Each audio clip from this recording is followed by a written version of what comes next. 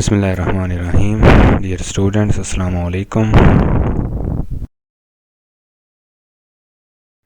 उम्मीद करता हूँ कि आप खैरियत से होंगे और आपकी छुट्टियाँ अच्छी जा रही होंगी, कम से कम थोड़ा एंजॉय कर रहे होंगे।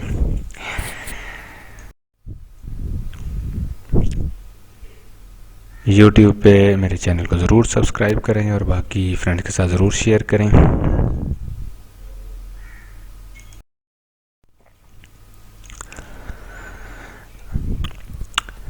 आज की जो हमारी वीडियो एनिमेशन है, यानी आज का जो लेक्चर है, वो हमारे पास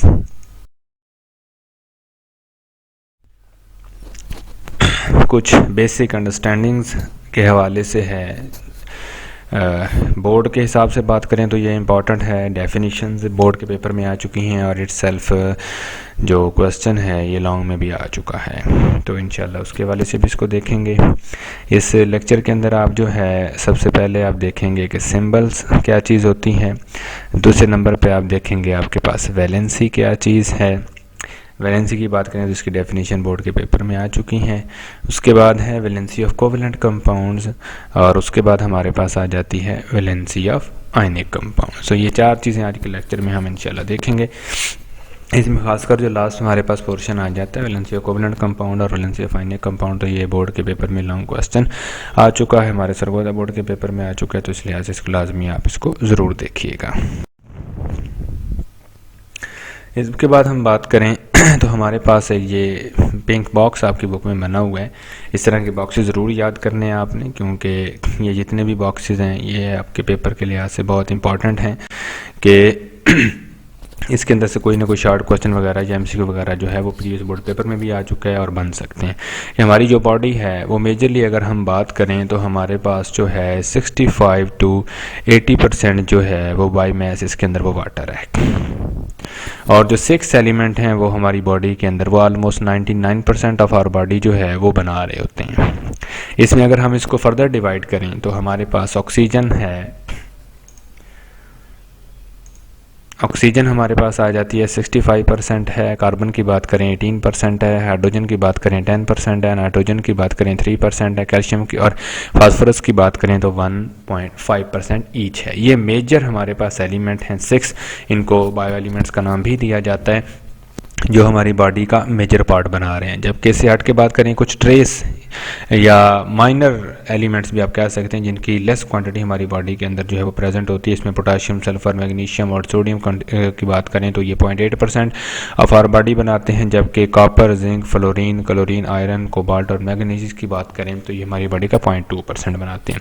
यहाँ पर भी 2-4 नाम याद कर लेने हैं, काफ़ी हैं, और ये आपने 6 के 6 लाजमी याद करने कोशिश करें, साथ में आपको परसेंटेज भी याद हो जाए। तो इस तरह के जो टेबल्स आते हैं आपके पास उसको आपने मिस नहीं करना।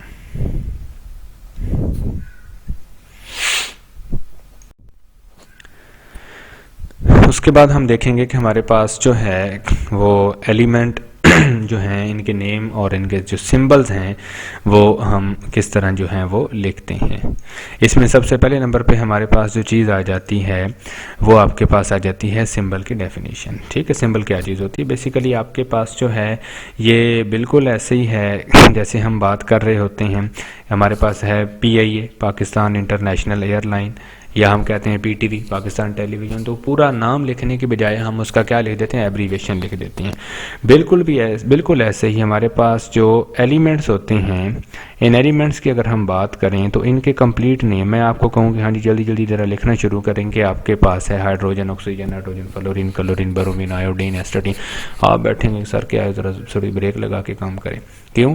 क्योंकि इतनी देर में स्पीड में आप नहीं लिख सकते। लेकिन उससे हट के क्या है, अगर आपको उनके सिंबल्स आते हैं, आपको एलिमेंट के अगर सिंबल याद हैं तो फिर आपके पास कोई ऐसा प्रॉब्लम नहीं है। आप बड़ी आसानी के साथ उनके जो सिंबल्स हैं उससे आप आसानी से क्या कर सकेंगे, उसको याद कर सकेंगे। तो इसलिए जो सिंबल होता है वो आपके पास क्या होता है, ये आपके पास 4 लैंग्वेजेस हैं, उनमें से किसी भी एक लैंग्वेज से लिया जा सकता है, खासकर ये इंग्लिश से हो सकता है। ज़्यादातर हमारे पास जो 118 हैं पैराडा टेबल में वो इंग्लिश से हैं, लैटिन लैंग्वेज का हो सकता है, ग्रीक या जर्मन लैंग्वेज से लिया जा सकता है।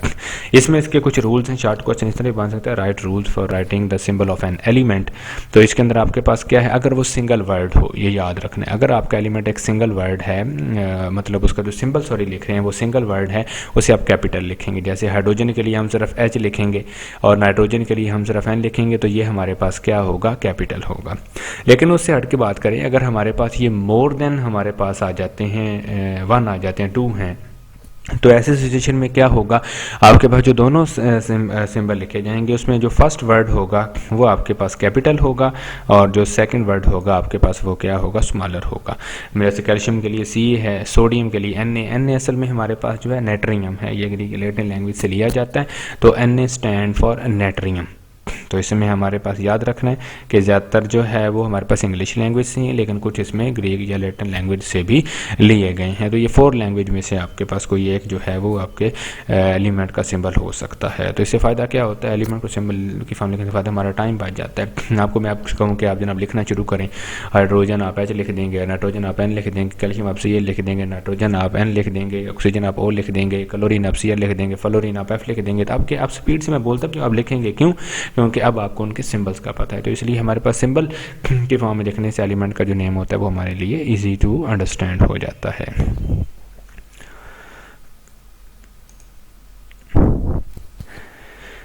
फिर जो हमारे पास जो चीज़ आ जाती है कि अगर हम इसी सिंबल्स की अगर हम बात करें तो हमारे पास जो है फैसिलिटेशन होती है हमारे लिए हमें नाम लिखते हुए। अब इसमें कुछ एलिमेंट हमारे पास जो हैं या सिंबल्स के नेम जब हम लिखते हैं तो हमारे पास जो है ये मुख्तलिफ हो सकते हैं। मसलन यहाँ पर देखें, ये हाइड्रोजन है, नाइट्रोजन है, ऑक्सीजन है, ये कुछ ऐसे हैं जो डाई एटॉमिक एलिमेंट्स हमारे पास, ये 2 जो है फॉर्म में एग्जिस्ट करते हैं, लेकिन इनका सिंबल की बात करें तो हमारे पास जो है वो स्मॉलर फॉर्म में जो है इनको लिखा जाता है।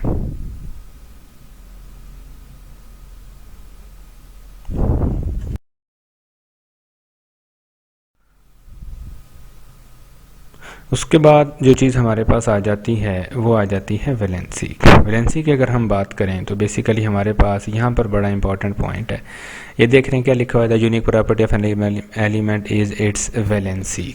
ठीक है, तो ये हमारे पास जो है इसकी डेफिनेशन नहीं है। स्टूडेंट के पास जब पेपर में क्वेश्चन आता है ना डिफाइन वैलेंसी, वो बड़ी इंतहाई खूबसूरती के साथ हेडिंग दे के जनाब लिखते हैं the unique property of an element is it's valency, तो ये टोटली रॉन्ग है। इसमें आपने ख्याल रखना है इसकी डेफिनेशन असल में यहाँ से शुरू होती है, combining capacity of an element with other element. एक एलिमेंट की जो दूसरे एलिमेंट के साथ जो मिलने की सलाहियत होती है उसकी कंबाइनिंग कैपेसिटी होती है, बेसिकली वो हमारे पास क्या कहलाती है, उसकी वैलेंसी कहलाती है। और इस चीज़ की अगर हम डिपेंडेंस की बात करें तो ये हमारे पास जो है बेसिकली डिपेंड करती है नंबर ऑफ इलेक्ट्रॉन्स के ऊपर, और जो नंबर ऑफ इलेक्ट्रॉन किसके अंदर मौजूद होते हैं, जो हमारे पास number of electron outermost shell के अंदर मौजूद होते हैं। ठीक है, सबसे बाहर वाला जो शेल होता है वो हमारे पास क्या कहलाता है, आउटर मोस्ट शेल कहलाता है। उस शेल के अंदर जितने हमारे पास इलेक्ट्रॉन होते हैं वो आपके पास आउटर मोस्ट इलेक्ट्रॉन या वैलेंस शेल इलेक्ट्रॉन कहलाते हैं। तो उसके अंदर वैलेंस शेल में जितने इलेक्ट्रॉन होंगे वो उस एलिमेंट की आपके पास क्या कहलाएगी, वैलेंसी कहलाएगी। अब इसमें हम मज़ीद आगे देखते हैं कि हमारे पास क्या क्या हो सकती है। आयनिक या कोवेलेंट कंपाउंड की फॉर्म में अगर हम देखें तो हमारे पास जो है वो क्या सिचुएशन आती है। जो हमारे पास सिंपल कोवेलेंट कंपाउंड्स होते हैं इनकी बात करें तो इनके अंदर नंबर ऑफ हाइड्रोजन एटम्स, ये कोई ज़रूरी नहीं है कि नंबर ऑफ हाइड्रोजन एटम, इसमें यह भी देखा जा सकता है number of bonds by an atom.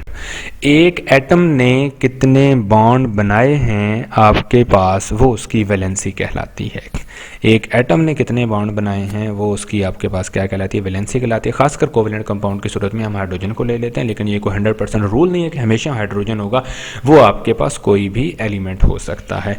जबकि इसके हम डिटेल आगे बात करते हैं। आयनिक कंपाउंड की बात करें तो जितने नंबर ऑफ इलेक्ट्रॉन जो है उसने गेन या लूज किए हैं, ठीक है, नंबर ऑफ इलेक्ट्रॉन गेन और lost by an atom of an element to complete its octet, अपना बैलेंस शेल कंप्लीट करने के लिए उसने जितने इलेक्ट्रॉन लूज किए हैं उसकी उतनी वैलेंसी आएगी, लेकिन वो पॉजिटिव के साथ आएगी। और कोई एलिमेंट जो है वो अगर जितने इलेक्ट्रॉन एक्सेप्ट करेगा अपना बैलेंस शेल कंप्लीट करने के लिए उसकी वैलेंसी भी उतनी होगी, लेकिन वो माइनस के साथ आएगी। तो आयनिक कंपाउंड की सूरत में हम बात करेंगे नंबर ऑफ इलेक्ट्रॉन गेन और लॉस्ट, और कोवेलेंट कंपाउंड की सूरत में हम बात करेंगे कि हमारे पास जो है नंबर ऑफ हाइड्रोजन एटम, लेकिन मैंने कहा ये 100% रूल नहीं है।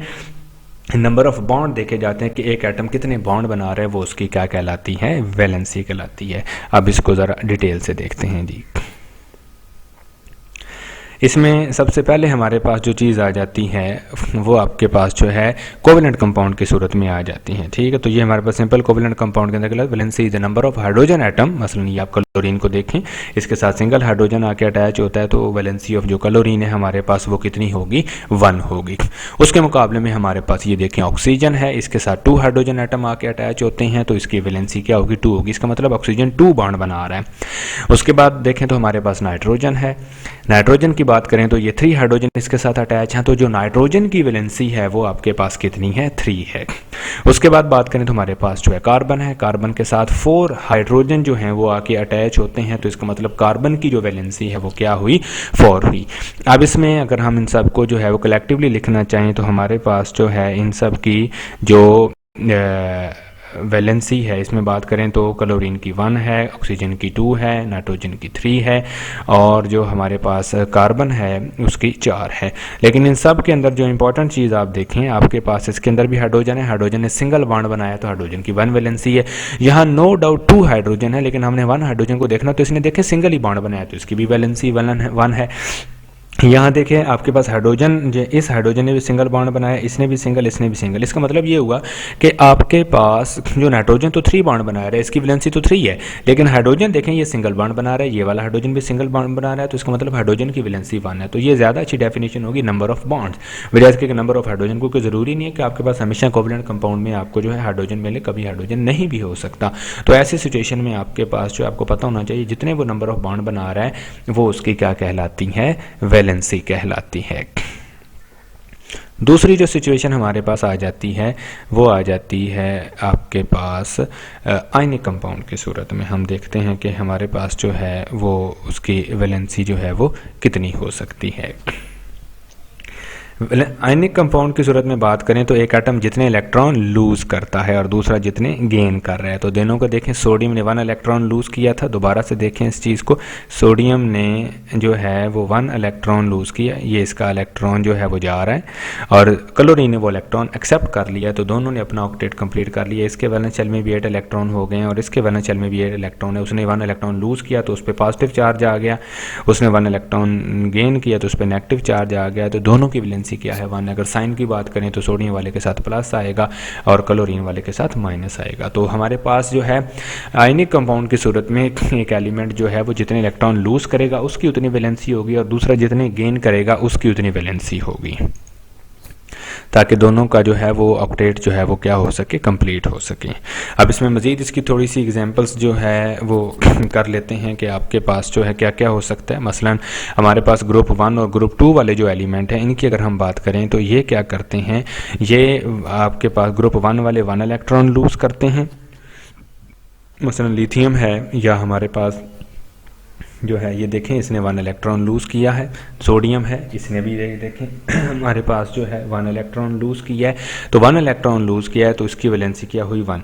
ग्रुप 2 वाले जो हैं वो at a time 2 electron lose कर सकते हैं, बेरिलियम है या मैग्नीशियम है, ये at a time 2 electron lose करते हैं तो इनकी वैलेंसी 2 होगी। तो इसका मतलब ये हुआ कि ग्रुप 1 और जो 2 वाले हैं, ग्रुप 1 वालों की वैलेंसी 1 होगी और ग्रुप 2 वालों की वैलेंसी क्या होगी, 2 होगी। ग्रुप 3 वालों की वैलेंसी आपके पास क्या होगी, 3 होगी। ठीक है जी। तो उम्मीद है इसमें आपको ज़रा क्लियर हो गया होगा कि जो एटम जितने इलेक्ट्रॉन लूज़ करता है उसकी उतनी ही वैलेंसी होती है। अब देखते हैं वो केस जिसमें इलेक्ट्रॉन गेन होते हैं। मसलन नाइट्रोजन है, अगर इसको कहीं से 3 इलेक्ट्रॉन मिल जाते हैं, जो भी एटम इसको देता है, तो उसकी वैलेंसी क्या, इसकी वैलेंसी भी क्या होगी, 3 होगी, क्योंकि इसको 3 इलेक्ट्रॉन इसने क्या कर लिए हैं, गेन कर लिए हैं। उसके बाद ऑक्सीजन आ जाता है हमारे पास। ऑक्सीजन क्या कर सकता है, 2 इलेक्ट्रॉन गेन कर सकता है। जो भी एटम इसको इलेक्ट्रॉन 2 डोनेट कर देगा, इसकी वैलेंसी क्या होगी, 2 होगी, because it can accept 2 electron. Chlorine की बात करें, ये 1 इलेक्ट्रॉन एक्सेप्ट कर सकता है, तो इसकी वैलेंसी हमारे पास क्या होगी, 1 होगी। तो हम यहाँ पर ये कह सकते हैं कि हमारे पास जो है वो एलिमेंट जिनके वैलेंस शेल में 5 या मोर देन 5 इलेक्ट्रॉन होते हैं, वो क्या करते हैं, इलेक्ट्रॉन गेन करते हैं और अपना ऑक्टेट जो है वो कंप्लीट करते हैं। मसलन नाइट्रोजन, ऑक्सीजन या क्लोरीन, इनके वैलेंस शेल में ऑलरेडी नाइट्रोजन की बात करें तो 5, उसने 3 इलेक्ट्रॉन गेन किए थे, तो 5 + 3 8 हो गए, 8 उसके कंप्लीट, इसलिए ऑक्टेट कहते हैं उसको। 6 जो है ऑक्सीजन के लिए है, 2 इलेक्ट्रॉन गेन किए, 8 पूरे हो गए। उसके बाद हमारे पास जो है वो क्लोरीन आ जाता है। क्लोरीन की बात करें तो उसने के पास 7 इलेक्ट्रॉन थे, उसने 1 इलेक्ट्रॉन गेन किया, तो उसके भी वैलेंस शेल में कितने हो गए, 8 इलेक्ट्रॉन हो गए। तो यहाँ से ये बात हमारे पास प्रूव होती है। अब इनकी बात करें तो हमारे पास जो है नाइट्रोजन जो है इसकी वैलेंसी हमारे पास 3 होगी, ऑक्सीजन की हमारे पास 2 होगी और क्लोरीन की हमारे पास जो वैलेंसी है वो क्या होगी, 1 होगी।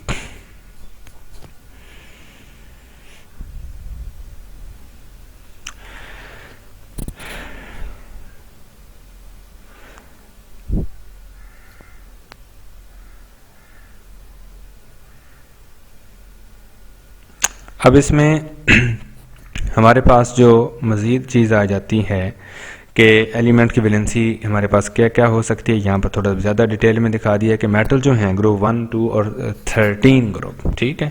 आप पीरियोडिक टेबल को देखेंगे ना, तो आपके पास जो है वहाँ पर एलिमेंट्स आ जाते हैं जिसको ग्रुप 3 लिखा हुआ है, बेसिकली ये ग्रुप 13 है आपके पास, क्योंकि दरमियान में 10 ट्रांजिशन एलिमेंट्स आ जाते हैं। तो आपके पास इनकी बात करें तो इनके अंदर वैलेंस शेल में लेस देन 4 इलेक्ट्रॉन होते हैं, तो इनकी वैलेंसी क्या होगी, 1, 2 और 3 रिस्पेक्टिवली हो सकती है। जबकि उसके मुकाबले में हम बात करें तो वो इलेक्ट्रॉन जो नॉन मेटल्स वो एटम जो नॉन मेटल्स की फॉर्म में है, मसलन ये हमारे पास यहाँ पर अगर हम बात करें तो ये वाली हमारे पास जो हैं ग्रुप 15, 16, 17 वालों की बात करें तो ये हमारे पास क्या हैं, ये नॉन मेटल्स हैं।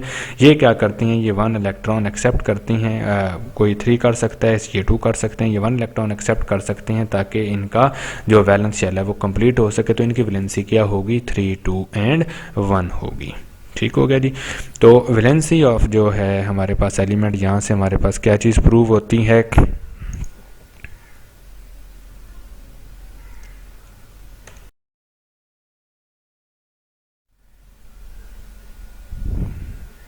वैलेंसी ऑफ एलिमेंट ज़रा मैं बात करता चलूँ। हमारे पास ये चीज़ प्रूव होती है कि आयनिक कंपाउंड होंगे तो नंबर ऑफ इलेक्ट्रॉन गेन और लॉस्ट, और कोवेलेंट कंपाउंड होंगे तो नंबर ऑफ हाइड्रोजन या नंबर ऑफ बॉन्ड फॉर्म। ठीक हो गया जी, ओके जी, अल्लाह हाफिज़।